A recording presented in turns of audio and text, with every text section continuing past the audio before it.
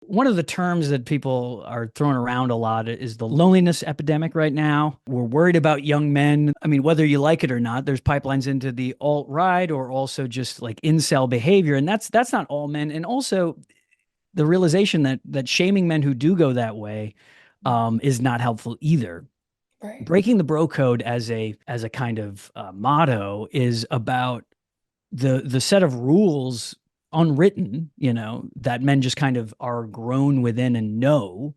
Right. Guy, when you say bro code, guys kind of know what that means. Mm. And we self-police to follow those rules. If you don't follow those rules, then you get kind of shunned from the group, or it changes your value and your dominance in your hierarchy in Right. your social, group. And so breaking it is about breaking away from it, inspecting it, being curious about it, understanding the pieces as you break them off that represent kind of this conditioned behavior Right. that kind of men in an invisible cage that we just kind of live within, Mm. whether we're conscious of it or not. So, kind of going into more about how you got to where you are today, can you share your journey becoming a mental health advocate and using platforms like comedy and media, and what inspired you to focus specifically on mental health? I was not a guy who was into therapy. I think that's an unsurprising thing. In my 20s, I didn't think I needed therapy. I didn't think I had any issues. And of course, all human beings go through bouts of depression or anxiety. Basically, in 2019, a thing happened where I discovered that a friend of mine had been abusing women in my friend community. And through that process of just figuring out what I could have maybe seen or done differently, or what type of behavior I am okay with, I had stopped being his friend a few years before I really found out what the bad stuff that was happening. But um it just caused a moment of like introspection where I'm like, well, what does being a man mean? What is my role in masculinity in general? And so I started reading books and listening to podcasts, and most of it pointed to, the fact that men need a space to be vulnerable and speak about their feelings. And there's not a lot. It's getting better, but there aren't a lot of spaces to do that. And so I sought to create a space for that. And then through that work, I got invited to do some on-camera hosting for National Alliance on Mental Illness.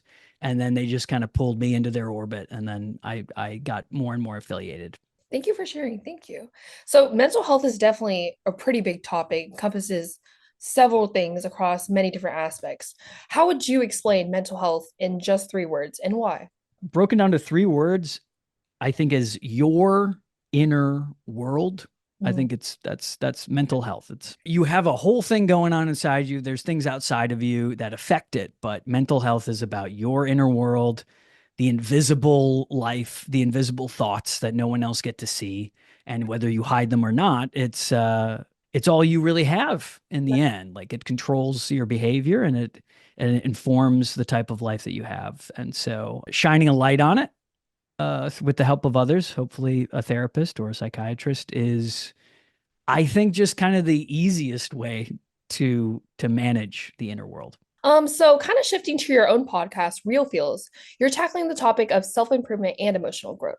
So what are your primary goals for your podcast and what kind of impact do you hope it has on your listeners? There's a big rude awakening happening post American election, this Oh. year, understanding that there is this very potent and popular gang of dudes who have a very firm grasp on the younger generation of straight men of all races, really, in this country. And so my podcast is the aim to be an opposing and more welcoming, loving source of help and community Mhm. than folks like Andrew Tate Oh, yeah. or even Joe Rogan or Jordan Peterson, folks like that. I understand their popularity, and I made a video, almost 20-minute video Mhm. about Joe Rogan, where I think I understand why he's popular, and I appreciate some of the aspects of what he does and why people are drawn to him. But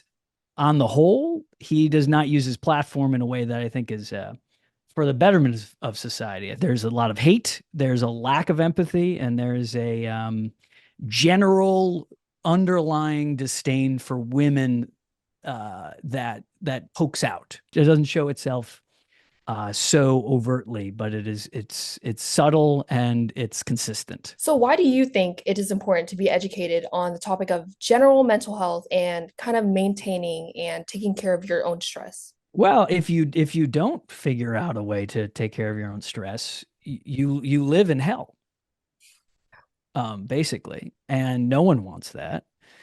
And if you don't accept that help is needed and you don't understand what resources are available, then you're stuck there. I mean, suicide numbers are getting up there. I think especially for men, suicide numbers are creeping up consistently. It's important because we are a communal animal. And when we lose that community, when we lose the kind of love and affection that can just come from the people around you, then if you don't get any help from a mental health professional, it's a tough life. And nobody wants a tough life. Nobody's asking for a tough life, you know. And so that's why being educated around mental health is important. And that's why I'm glad it's become so cool, really. That's how things, I think, really changes when an idea becomes cool. I think it became very uncool to be racist. And so there was finally in the 60s some legislation that happened. Same with gay marriage. And even though sometimes it feels like we're, pulling back a little bit on some of those politically, it's still not cool. So, kind of just out of my own curiosity, as a mental health advocate myself, I've learned that it's important to not only address the stress in my community, but also address my own stress. What are three ways that you prioritize your mental health and how you maintain and take care of your stress? Prioritizing mental health. I talk to my therapist every week, Oh, really? every week. Oh, that's great. Even if I don't think I have anything, there's always something. You start off a session, you go, I don't really have anything to talk about. There's always something to talk about. It's not about finding or seeking problems. It's not always problems. It's just investigating your inner world. There's so much in there. Right. Finding yourself. Uh, yes. And so I think that's one way. I meditate as often as I can, which is not as much as I should. I think anybody who meditates would say the same thing. Oh, really? There's a lot of health dudes that I look up to who talk about diet, and they just push going outside and going for a walk.